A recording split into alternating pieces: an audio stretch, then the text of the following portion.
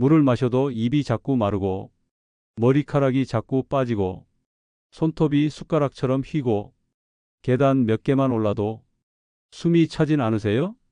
자려고 하면 귀에서 윙 소리가 하염없이 들려서 잠을 못 잔다고 하시는 분들도 많으시죠? 대부분은 이제 나이가 들어서 그런다고 생각하실 수 있습니다. 그런데 이런 증상들은 단순히 노화 때문이 아닐 수 있습니다. 안녕하세요. 저는 아버지에 이어 2대째 서울에서 내과를 운영 중인 이순웅 원장입니다. 오랜 세월 병원에서 진료를 보다 보면 이런 증상들을 나이 탓으로 넘기시다 뒤늦게 오시는 분들이 많습니다.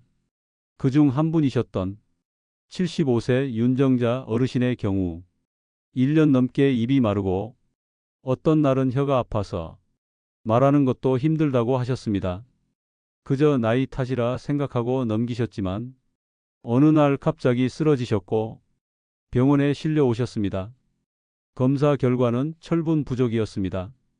또 다른 분 67세 김세중 어르신은 진료 중 손톱이 이상하다고 하셨습니다. 손톱이 자꾸 깨지고 움푹 들어가면서 자신뿐 아니라 아내가 보시기에도 손톱이 이상하다고 했답니다. 저는 걱정이 되어 검사를 권했지만 괜찮다며 만류하시고는 한 달 뒤 등산 중에 가슴 통증으로 쓰러지셨고 폐에 물이 찬 상태로 응급실에 가게 되셨다고 합니다. 이분의 검사 결과 역시 심각한 철분 부족이었습니다. 이분들 모두 공통점은 있었습니다. 나이 때문이라 생각하고 병을 방치하셨다는 겁니다. 하지만 철분 부족은 단순한 피로감을 넘어서 심장을 약하게 만들고 면역력을 떨어뜨리고 기억력까지 흐려지게 만듭니다. 심할 경우 생명을 위협할 수 있는 무서운 상태입니다. 요즘 100세 시대라고 합니다. 그런데 이렇게 골골 아프며 100세까지 견뎌야 하는 삶은 제 자신과 가족에게도 힘든 삶이 될 뿐입니다. 한 번뿐인 소중한 내 인생이 남은 기간들을 더욱 건강하고 행복하게 보내고 싶지 않으세요? 그렇다면 오늘 이 영상을 꼭 끝까지 시청해 주세요. 철분이 부족하면 어떤 문제가 일어나는지, 왜 나이가 들수록 심각해지는지, 이 문제는 어떻게 해결할 수 있는지 차근차근 알려드리겠습니다. 이 영상이 도움이 되신다면 구독과 추천도 부탁드립니다. 많은 분들에게 이 영상을 공유해 주세요. 철분의 중요성을 알리는데 큰 도움이 됩니다. 철분이 부족하면 무서운 이유는 무엇일까요?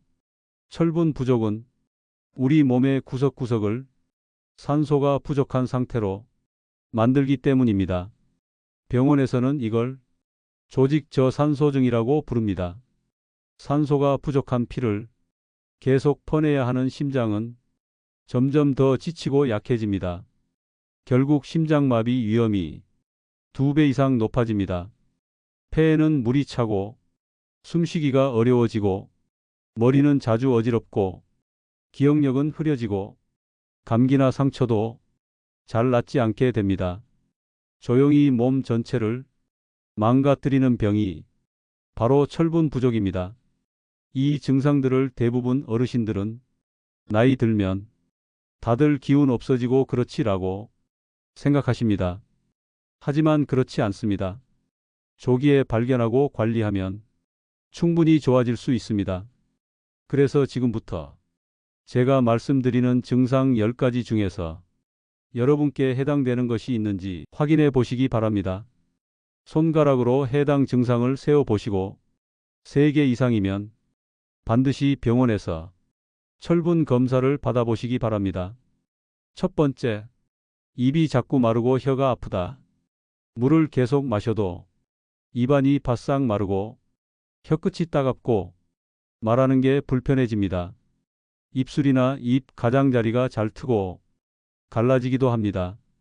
노래 부르기 좋아하시던 어르신이 입이 매워서 노래방을 안 가신다고 하시던 모습이 기억납니다. 여러분도 이런 증상이 있으시다면 손가락 하나 접어 보세요. 두 번째, 손톱이 숟가락처럼 파이거나 쉽게 부러진다. 손톱이 얇아지고 가로줄, 세로줄이 생기고 가운데가 움푹 들어가면 철분 부족을 의심해야 합니다. 세 번째, 머리카락이 한 움큼씩 빠진다. 머리를 감고 말리거나 빗질할 때마다 머리가 많이 빠지고 모발이 가늘어지고 심하면 눈썹까지 빠지는 분들도 계십니다. 네 번째, 계단만 올라가도 숨이 차고 가슴이 두근거린다. 전에는 산도 잘 오르시던 분이 요즘엔 2층 올라가는 것도 숨이 찬다고 하시는 경우가 많습니다. 아기를 가져 모든 영양분, 특히 철분이 부족한 산모들에게 많이 보이는 증상입니다. 숨이 찬다는 것은 그만큼 심장이 철분 부족으로 무리하고 있다는 신호입니다. 다섯 번째, 귀에서 윙 소리가 나고 어지러움을 느낀다. 기도 중에 귀가 울리고 설교 소리가 잘 안 들린다고 하시거나 일어설 때 자주 핑 돌고 중심을 못 잡는다면 특별히 더 주의가 필요합니다. 여섯 번째, 다리가 저리거나 불편해서 잠을 잘 못 잔다.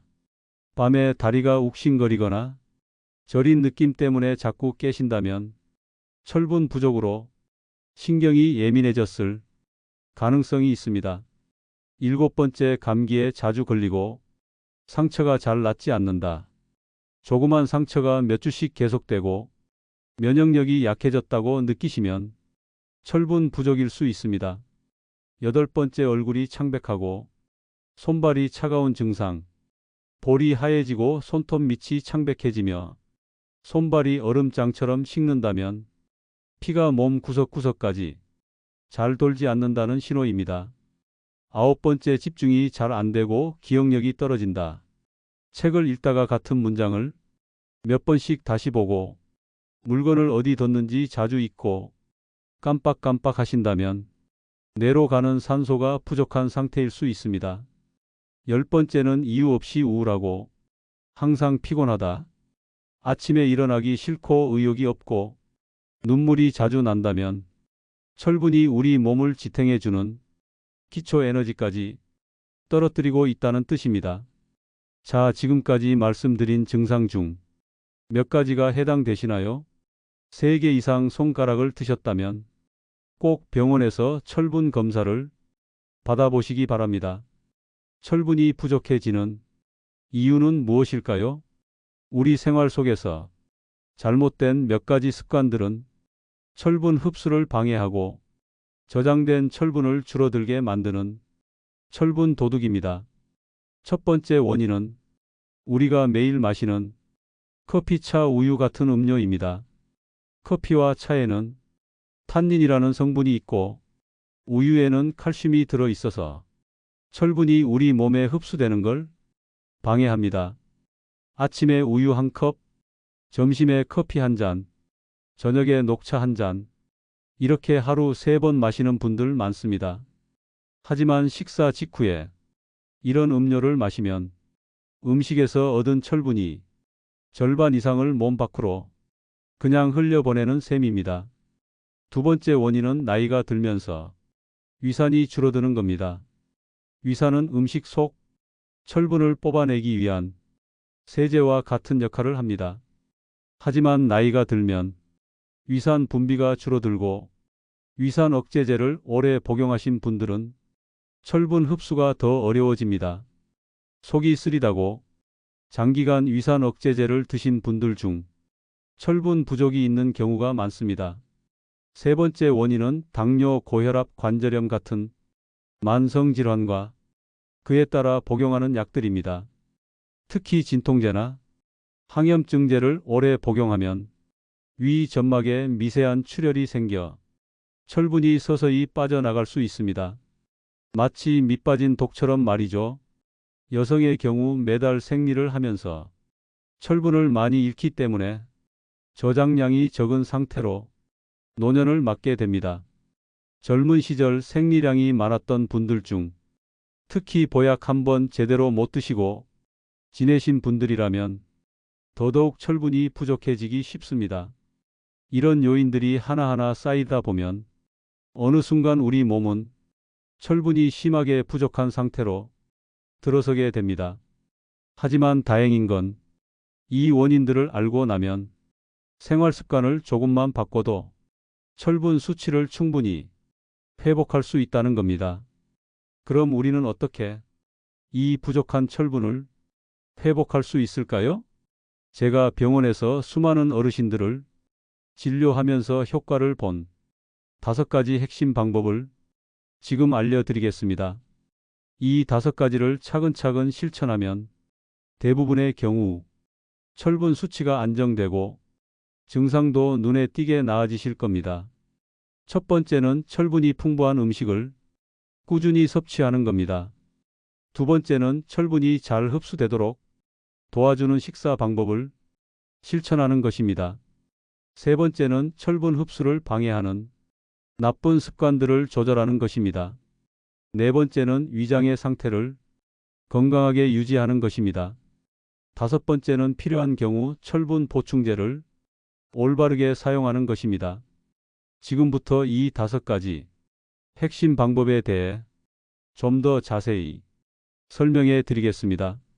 먼저 철분이 풍부하고 우리 몸에 잘 흡수되는 음식 9가지를 소개해 드리겠습니다. 매일 한 가지씩이라도 식사 중 드신다면 여러분의 몸은 분명히 달라질 수 있습니다.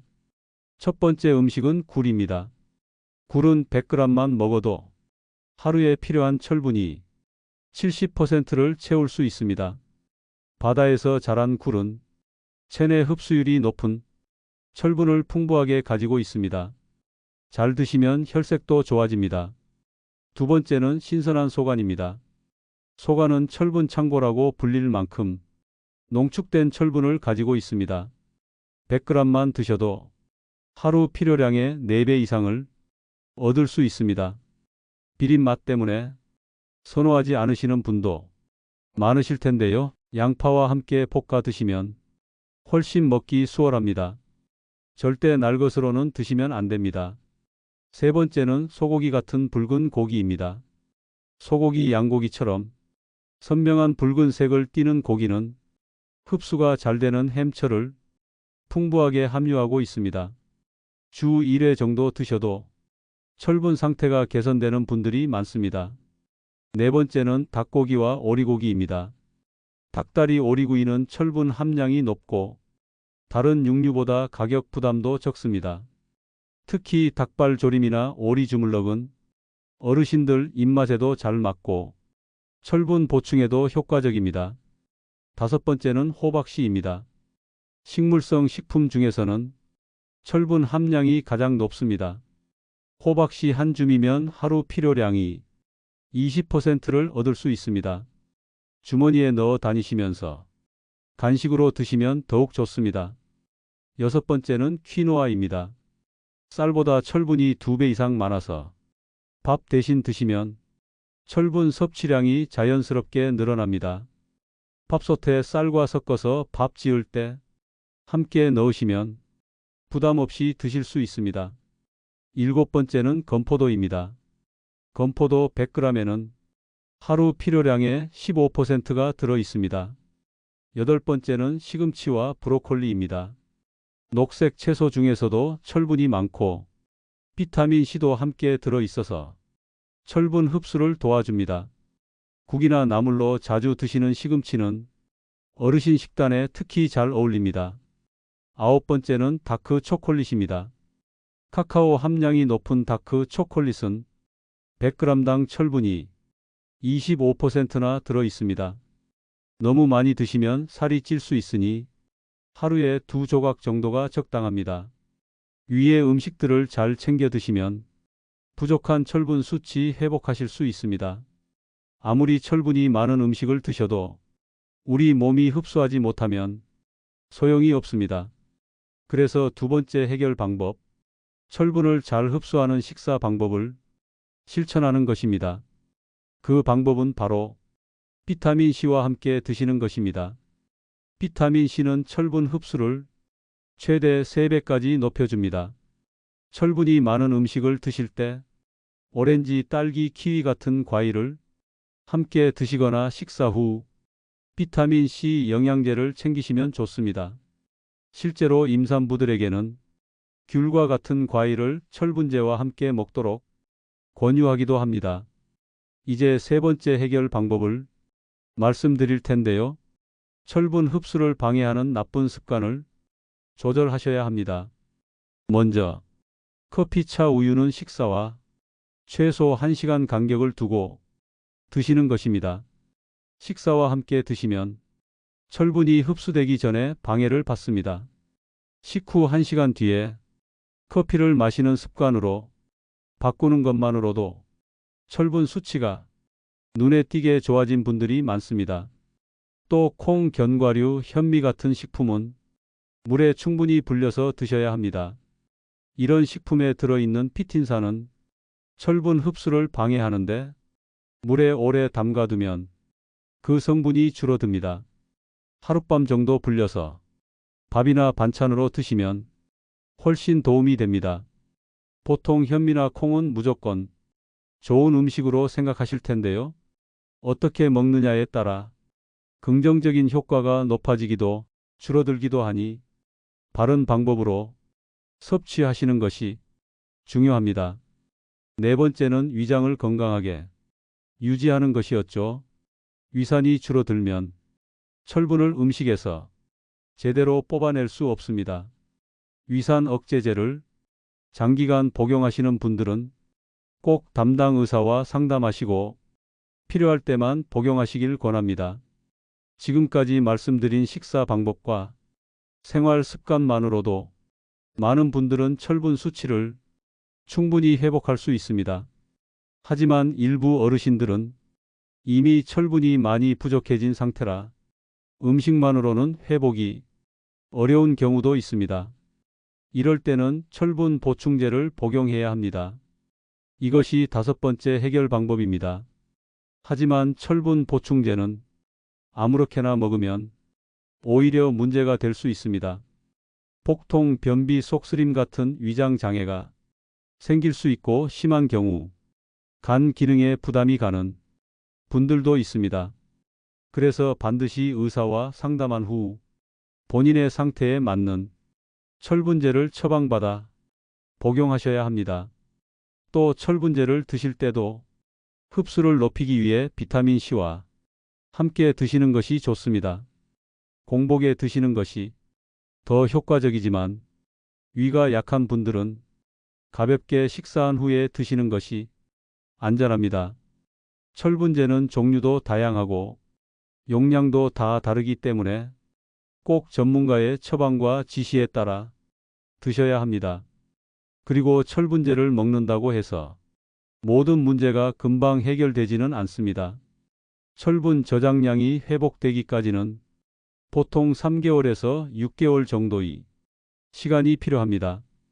이 기간 동안은 꾸준히 철분이 풍부한 식사를 함께 실천하시는 것이 중요합니다. 지금까지 말씀드린 방법으로 건강을 되찾은 어르신이 많이 계십니다. 74세 이정순 여사님은 처음 감기로 내원하셨다가 진료 중 손톱을 보여주시며 말씀하셨습니다. 선생님, 손톱에 세로줄이 많이 보이고 손톱이 숟가락처럼 휘는 것 같아요. 요즘 들어 입도 자주 마르고 탈모도 와서 보기 흉합니다. 나이가 들어서 그렇다고 생각했는데 자꾸 심해지니 걱정이 되네요. 이정순 여사님도 검사 결과는 심각한 철분 부족이었습니다. 제가 식사 조절과 철분 흡수법을 알려드리고 필요에 따라 철분 보충제를 함께 드시도록 했습니다. 처음엔 별 변화가 없다고 생각하셨는데 3개월쯤 지나면서 조금씩 달라지기 시작했습니다. 손톱이 단단해지고 여사님 얼굴에 혈색이 돌아오기 시작했습니다. 6개월 후 다시 병원에 오신 여사님은 이렇게 말씀하셨습니다. 머리가 덜 빠지니 거울 보기도 좋고 모임 가면 무슨 화장품 썼냐고들 물어봐요. 하지만 제가 드린 건 화장품이 아니라 철분이었습니다. 철분 하나로 이렇게 삶의 질이 달라진 겁니다. 이 사례는 아주 특별한 것이 아닙니다. 누구든 지금부터 실천하면 여러분도 충분히 가능하다는 걸 보여주는 예입니다. 오늘 우리는 철분 부족이 단순한 피로가 아니라 기억력 저하, 심장 질환, 면역력 약화까지 이어질 수 있는 위험한 문제라는 걸 알게 됐습니다. 하지만 다행히도 그 해결 방법은 멀리 있지 않습니다. 음식 조절, 철분 흡수법, 철분 보충제 사용 하나씩 실천하신다면 충분히 좋아질 수 있습니다. 오늘 영상 보시고 나서 당장 실천하실 수 있는 3가지를 제안드립니다. 첫째, 매일 식단에 철분이 풍부한 음식을 하나라도 추가하세요. 둘째, 커피나 차는 식사 후 1시간 뒤에 드세요. 셋째, 병원에서 간단한 혈액 검사로 철분 수치를 확인해 보세요. 이 3가지만 해도 내 몸이 달라지는 걸 느끼실 수 있을 겁니다. 이 영상이 도움이 되셨다면 구독과 좋아요 버튼 눌러주시고 주변에 철분 부족 증상을 겪는 분이 계시다면 영상 공유도 부탁드립니다. 많은 분들에게 이 영상을 전하는데 큰 도움이 됩니다. 여러분의 작은 관심이 건강한 노년을 만드는 첫걸음이 될 수 있습니다. 당신의 삶이 더 건강해지도록 노우지 해백과와 함께 걸어요. 감사합니다.